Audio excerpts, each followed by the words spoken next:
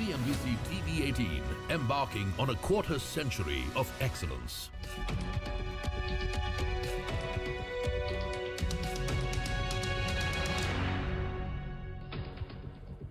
A volatile Friday saw the market end largely higher ahead of the long weekend, the Christmas weekend that is. It was a good week for the market, barring that one shakeout that we saw on Wednesday, which the market pretty much recovered by the end of the week. So, we'll talk more about that through the course of the show. This is Editors Roundtable, and we have all our editors here with us. Folks, it's been an interesting week, right? At one point in the week, you thought that, okay, this is it.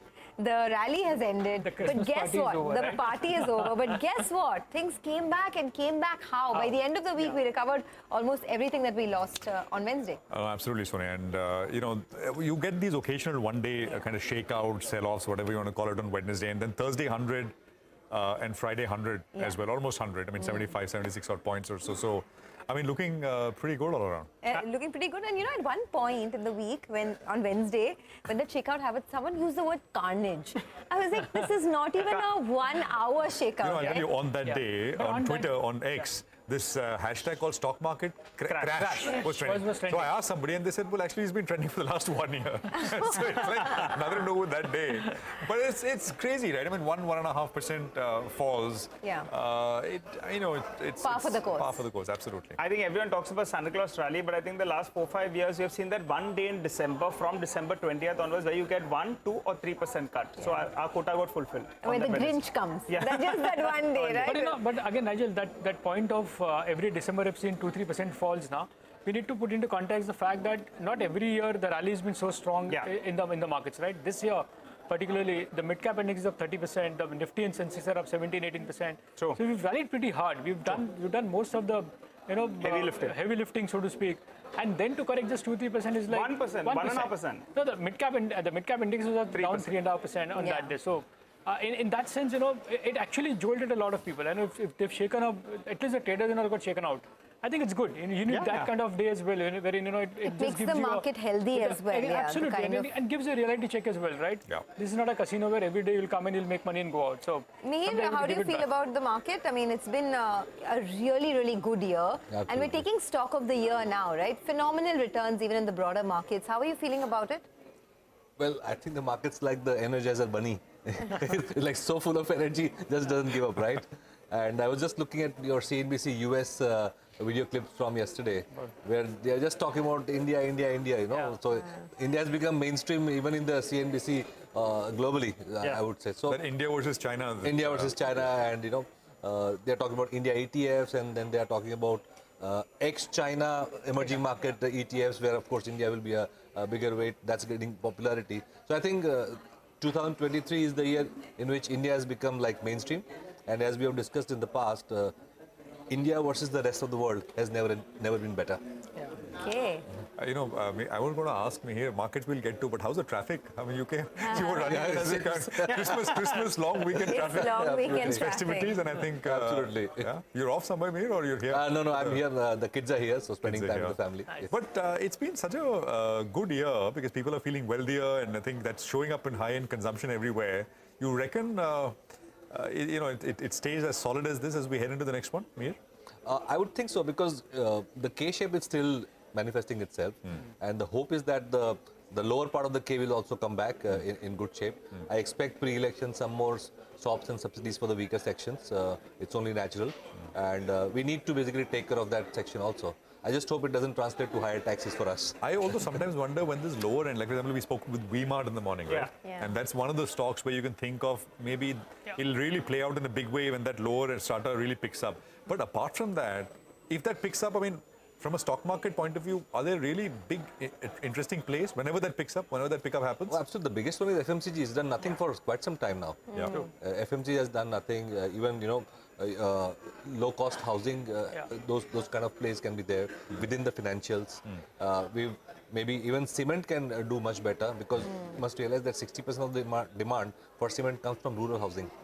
So that can also do better. So those are the kind of plays that we can look at if the rural economy does pick up. Two spaces that have done nothing this year, so far at least, some of the pharmaceutical names which have not performed as well maybe, and metals, right? It's not come back in a big way. Yes. Any of these sectors that you'd like? I would prefer pharma because, as you rightly mentioned, it's not done much. But that's on the larger caps. If you look at the next level, which are not so small in any case, they've started actually performing. You know, and my guess is and my thesis is that the worst of the generic pricing in the US may be well past us, and some of the mid caps, larger mid caps in the pharma can actually do well this year. Okay, Nimesh, what about the dealing rooms? What are they saying? Well, you know, Sonia, as you spoke about, right, it was a volatile week. We saw that 3.5% dip on that one day on wherein it just actually shaken out a lot of traders and also. It was so much needed, right? Otherwise it was just a one-way rally and everybody was like, "Acha, this can only go up and up." So in a way it was good. But you know what strikes me the most is the fact that even this week we saw block deals worth 11,000 crores. This year to date, by today, the number has crossed 1 lakh crore. That's the amount of money the promoters, PEs have sold. And look at who's bought. The domestic investors, the mutual funds, the DIs, I mean the individual investors, they are the ones who've actually supported this market to a larger extent. You know, even this week when there was an intraday dip of 3% when we fall sharply, what helped the market was the DI flows, because after that two consecutive days, whether it's a Wednesday or a Thursday or a Friday, the FIs were net sellers, right? It's only the DI money which is helping this market to do so well. So I guess that domestic liquidity is what we need to focus on very clearly, because some measures to curb that liquidity can have a big impact on the India market. So that's something to track going forward. I guess the sector of the year was PSUs. You know, same time, coincidentally, it's the same time last year, December 22nd, I had done a piece on a Nifty PSE index. The index then was 4,500. Today, the index is at 7,600. The index has rallied almost 60-65%. And within that, after a big rally in the PSU stocks, you know, some stocks are up 3x and 4x. So that's the kind of momentum we've seen in the PSUs, and looks like that can only continue in 24 as well. So that's something to track going forward as well. I guess earnings will be an important trigger to watch out. Of course, next week will be very truncated, but start come January, the earnings season, especially the IT earnings, will be a big thing to watch out for. And remember, some of the IT names are going to see a change of guard as well, right? Tech Mahindra is one. There is a big talk about Wipro also seeing some bit of change as well. So IT earnings and leadership change would be a very important trigger to watch as far as that sector is concerned. Okay, you spoke briefly about PSUs, right? So Nigel, PSUs have been outperforming. The big question we're asking is the re-rating done, or is there more to come? What's the data suggesting? Well, let me hop across to the wall and explain this piece. PSUs have seen a big re-rating. The question is, how much of it is done, or is there more to come? That's going to be the big question, right? A few years ago, the market capitalization was only around 15 lakh crore. In just 3 years, it's moved to around 50 lakh crore approximately. And as a percentage of the total market capitalization, well, the PSU basket occupies close to around 15%, as this pie chart will tell you. Well, let's track the indices itself first. The Nifty, it's done quite well. It's up close to around 35% approximately in the last few years. But the PSE basket, you know, which is traded, the NSE PSE basket, that's up by close to around 50% approximately. And the market capitalization point that I was making, well, from around 13.5 lakh crore, you thought it doubled in 2022 and it's done. Well, it's done even better. It's at around 53 lakh crore just in the last few years itself. What are the big reasons? Well, Prime Minister Narendra Modi's vision of making India self-sufficient, you know, make in India theme, whether it was shipyards, whether it was defense or even railways, well, that's one big theme that has played out. We have had the cleanup by the banking names as well, which has worked very, very well. NPAs, you know, have fallen drastically and the books have been cleared up. The focus on coal mining, on transmission, as well as on the power financiers, that as well has played out in the last few years. And add to that, you know, the increased investor interaction, which gives you a sense of corporate governance, better corporate governance, and the street likes that, and operating efficiency as well has played out in a lot of these names. But we are only focusing on one aspect, right? The market capitalization has gone up by close to 3.8 to 3.9 times. Well, look at the other factor. The profit number as well is up by close to around 4 times. So in isolation, we shouldn't look at the market capitalization, because in fact, the profit growth has been even better than the market capitalization growth.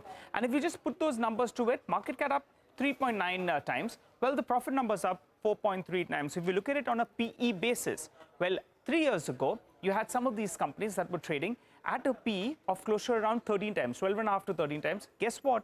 Because of the surge we've seen in the profit number and the estimated profits for the coming year, well, currently they're trading at around 12 times. So the big question is, how much of the re-rating has been done, or is there a lot more to follow? Well, time will tell.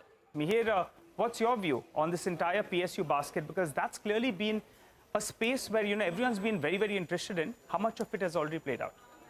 I think we should look at it sector by sector rather than the whole basket. And banks, you already talked about, clean up, growth prospects, all that. I think it was too undervalued to not perform, so to say. So this is the year in which the PSU bank valuations really caught up, because as you rightly mentioned, the balance sheets have been cleared, and now it's time for growth on the corporate side. So banking is one big pack on the PSU side, which has done well for good reasons. I think the other packs, like you mentioned, say for example the capital goods or the power sector companies, defense, those are actually new segments, I would say, in the sense that there was no theme on railway capex, there was no theme on defense indigenization, there was no theme on defense exports. Yes. And now after 10 years, we realize that renewable power is one place, is right in its place, but we need the backup by renewable, by non-renewables, which is the traditional coal-fired capacities to supply the base load. So I think in the last 2 to 3 years, these are new segments, I would say, that have emerged, and that can have a longer runway to grow. So these are actually not re-rating candidates, but I would say they are growth candidates. Okay. I also want to talk about one of the stocks of the week, which was Varun Beverages, and I wanted your thoughts on it, because this whole consumption piece is picking up.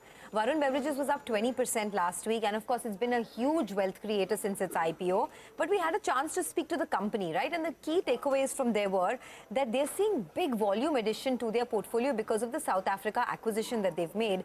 They're saying that the South African market is 40% of the Indian market currently and is the largest beverage market in Africa. So there is this expansion plan that they're looking at as well. It's a 12% EBITDA margin business, and the scope is huge. Currently, South Africa is a 1,600 crore top-line business as well. They are talking about tripling or even quadrupling the Pepsi market share in South Africa in the next couple of years. So that's on Varun Beverages.